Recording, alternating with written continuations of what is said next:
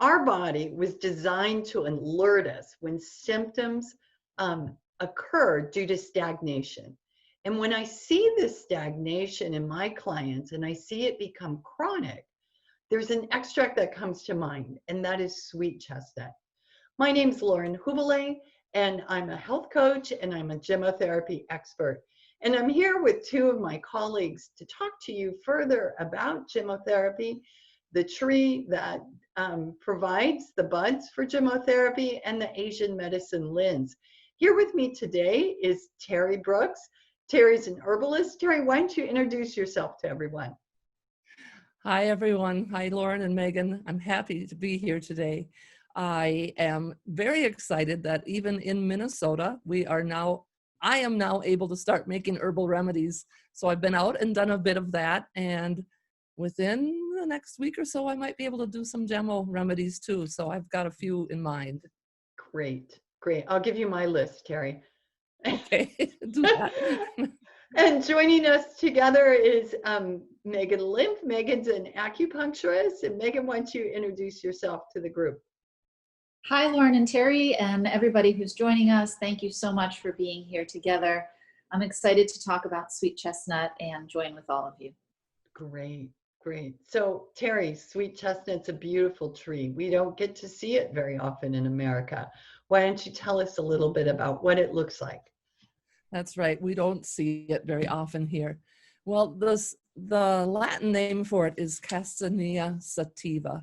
And I think that's interesting because sativa as a species name means that it's a cultivated plant, but it also denotes plants that offer good health. So sativa is also the species name for plants as varied as garlic, which is Allium sativa, oats, Avena sativa, lettuce, alfalfa, peas, and many other food plants. So that's our first hint that this has been used for food for a long time. This tree grows 60 to 115 feet tall, and it has an immense diameter of the trunk, up to 7 feet.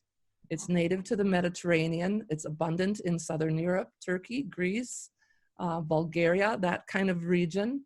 It grows in well-drained soil with adequate moisture. It tolerates full sun to moderate shade, but it does require a cold period during the winter. Now, we're not talking about minus 40 degrees like Minnesota, but it does require a cold period. It grows erect when it's planted with other trees, but when it's a single tree in the area, it will branch out. So it has a lot of branching involved if there's enough distance between trees. The bark of an older tree of this kind is usually a purplish gray. It's pretty distinct color, I believe. And more interesting than that is the fact that on the older trees, there's a lot of deep fissures and they make a spiraling up the tree, but in both directions. That reminds me of DNA. Yeah. Just reminds me of DNA or circulation or something like that in general, if we're just looking at what the plant can tell us from what it looks like. It lives up to 600 years or longer if it's well cultivated. Some have been found to be 1,000 years old. It has glossy oblong leaves that are pointed at the tip with serrated edges. And other thing that is interesting is there are both female and male flowers on the same tree, but not just on the same tree, on the same flower spike. So you'll have a long spike and the male flowers are toward the end and the female flowers are toward where it attaches to the branch. Those female flowers will turn into a nut, a capsule. And I actually have, this is not from the sweet chestnut, but a tree very closely related. This is the buckeye. I don't know if you can see this. This one happens to still be in the capsule.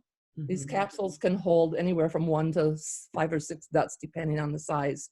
Very small, that's what they look like early in the summer. Very spiny. Now, this one's a little harder spine than what a sweet chestnut is, but you get the idea what it might look like. And then, of course, those nuts will fall from the tree in the fall, September, October generally. Squirrels love them. They're the first ones to get them. But that's the tree in a nutshell, if you will. I love that. Thank you. what about historical uses or folklore associated with the sweet chestnut tree? This tree, you know, a lot of the folklore comes from Great Britain or the United Kingdom. And this tree does not have a lot of folklore involved with it, or very little mythology, because it was introduced to that area. So it was not an indigenous tree to Britain. But I did find a source that said it was dedicated to Zeus. And I think that's very interesting because Zeus is the god of the thunderbolt. He uses that thunderbolt for his weapon, if you will. And another source that called this a lightning tree, meaning that lightning is often attracted to this tree. So let's give that some thought and see if we can find how that ties into anything. The nuts from the tree have been used for food for thousands of years, and they've been dried and ground for flour. In fact, it's said that Roman soldiers were fed chestnut porridge before they would go off to battle. The nutritional data proves that this is much more nutritious than an equal amount of barley. So that may have some bearing on why they were fed this. The wood from the tree has been used for building poles for piers and buildings, and they say it's similar to the wood from oak. The tannin, they would take the bark and soak that in water to release tannin, and that is used for tanning animal skins and creating leather. Medicinally, it has been used, the bark has been used as a fever remedy.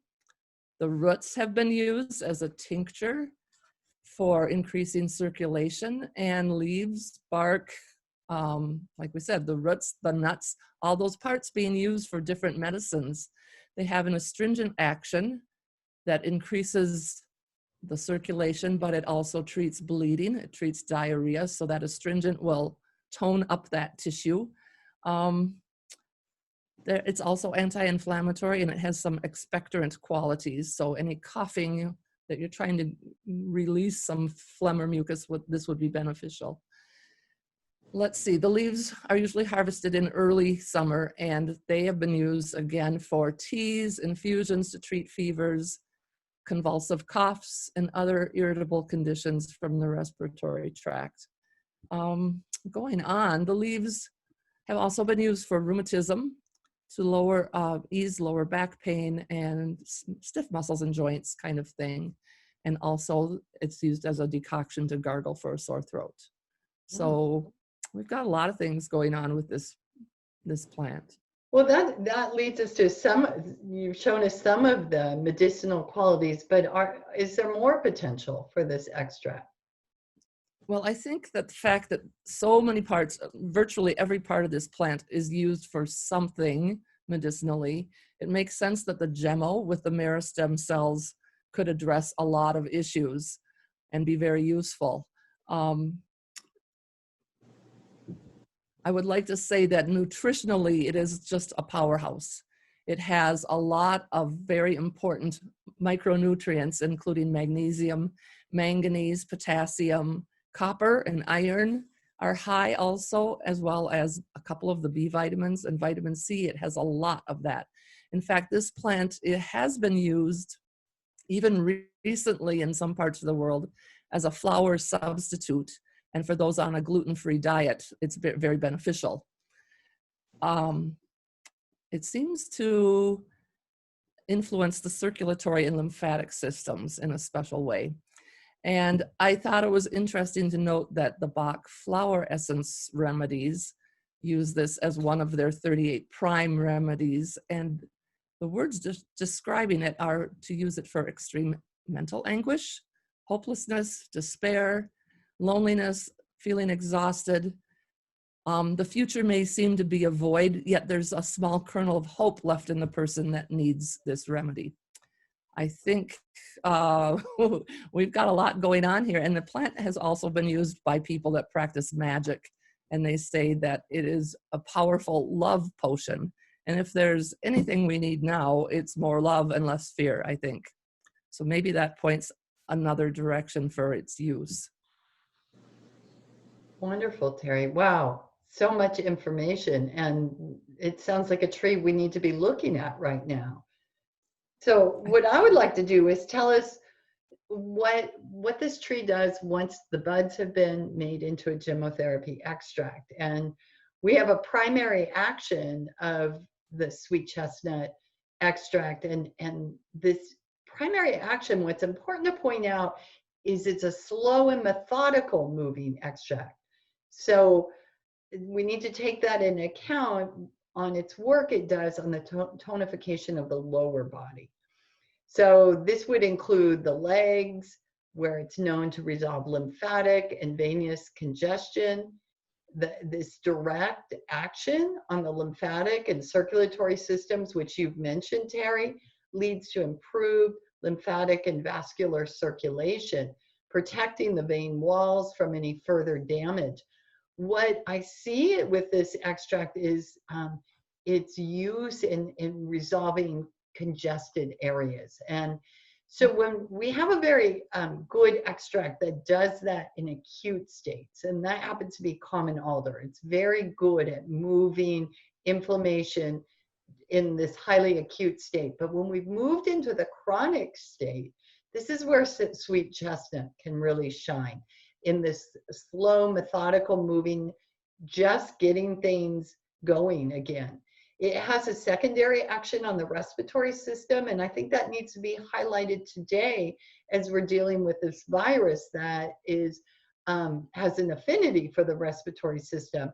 It's known to be an expectorant, but when we think about what sweet chestnut does is it moves through the veins and the lymphatic system of the lower body, opening pathways and resolving this congestion. We can see how useful it would be right now, where we, and even emotionally right now, when we all feel so congested, right, and confined, and we're looking for pathways out. So who might use sweet chestnut? Well, acutely, I like to see sweet chestnut in a protocol for anything having to do with the bronchi and the lungs. It's not going to be the primary extract. It needs to complement other extracts. And you might consider something like black honeysuckle or hazel or lithy or hornbeam to accompany it, maybe more than one. But it's supporting the action of that acute protocol when inflammation has been stuck. So it may not be your first, like within the first 24 or 48 or even 72 hours. But when we see that it's stuck, it's time to bring in sweet chestnut. In addition, this is very interesting. Sweet chestnut is such a good general detoxifier. It's an excellent extract to use after dental work or if there's been exposure to any toxic substances.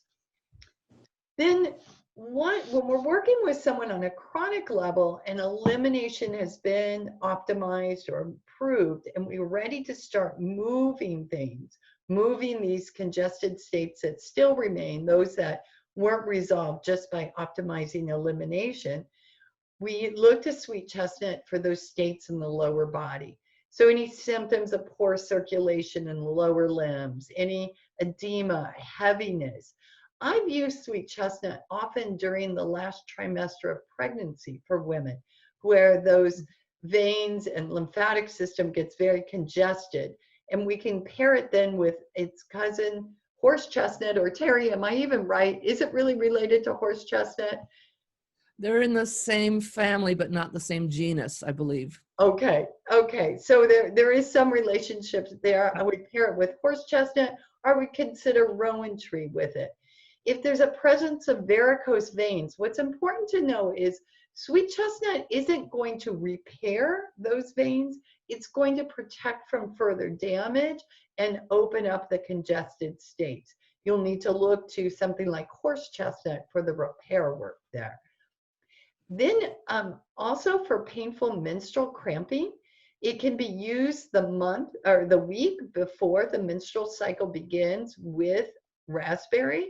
And it's quite effective while you're working with someone to restore that on a more holistic level. And then finally, if someone has a long-standing, and this happens in a lot of our more mature adults, a long-standing need to clear the throat, that or an evening cough, or first thing in the morning, If you give sweet chestnut late in the afternoon, in the early evening, perhaps with hazel, you can resolve that cough and that take care of that long-standing congestion. So that's what I have to say about sweet chestnut from the Gemmotherapy bottle. I'd love to pass this on to you, Maegan, and have you cast your light on it through the Asian medicine lens. Yeah, Lauren and Teri, thank you for everything that you're saying, because I think this really rounds out the picture for me. And I love how we all look at it a little differently and so complementary. Sweet chestnut, when I stop and think about sweet chestnut, I think it could really be called the extract of flow, because its ability to move bodily fluids is so effective. In fact, one of the things that stood out for me when I was doing some reading about this extract, I came across a line that said, sweet chestnut is an extract that opposes the phenomenon of stasis. And it was a really aha moment for me about this extract, because I think that really says it all, whether we're talking about the physicality or maybe even our mental and emotional state. We all know what stasis feels like. We know that sweet chestnut is known for its ability to move blood and lymph. And we know that from an Asian medical lens, the deeper an imbalance moves into the system, the more it affects the blood level. And this in turn affects our body's natural processes of maintaining health. For example, the body's basic ability to clean itself relies on blood carrying waste out of the cells. As Lauren said, sweet chestnut can be used for respiratory issues. And we don't often think about how blood flow is such a part of our respiration and our breathing. In order for the body to utilize oxygen, it has to enter the bloodstream. And it's the movement of our blood that carries our oxygen throughout the body. So when the interior of our body becomes compromised, as Lauren said, because something is moving into a more chronic, deeper situation, our blood movement is often going to be affected. And then we'll see inflammation and sometimes heat move into deeper areas of the body, sometimes even at the organ level, for example, the lungs. And this is because when movement slows in the body, pressure builds. And when pressure builds, we lose our ability to grasp and ground our chi, and the chi starts to rise up. For example, when we're talking about lung chi, the nature of our lung energy is to descend. And when things are stuck and they start to rise up, that's when we'll see that deep, incessant coughing that sweet chestnut has been really known to help. Imagine it's like a river that has a dam in it. We see these rising symptoms, really sometimes without any ability to release them. And the release valve in the body is the movement of fluids. This allows the body to again employ all of its processes necessary to nourish and tone and clean itself so that we can move back to our natural state of maintaining health. So when we're looking at deeper inflammation or more chronic inflammation, particularly related to blood and lymph and the respiratory tract, this is when we want to look towards sweet chestnut. Wow, Maegan, that's awesome. What a great picture you've given for it. So we've given you a lot of information, certainly about sweet chestnut, but we also have more information to share about our line of work. And I'd love to invite you to come take a look at my website, laurenhubele.com. This is where you can find blog posts about all different types of health conditions that Gemmotherapy can be supportive in. I also have a brand new book out, Restoring Your Immunity, very timely publication, and it would be good for now and for the years to come. You can find that directly on my website. Maegan, where can people find out more about the Asian medicine perspective? Yes, if you're looking to read a book about basic Asian medical philosophy, you can look towards the book, The Web That Has No Weaver. If you're looking to find out more about my practice or Asian medicine in general, Gemmotherapy from an Asian medicine lens, you can visit my website at acupuncturist.com.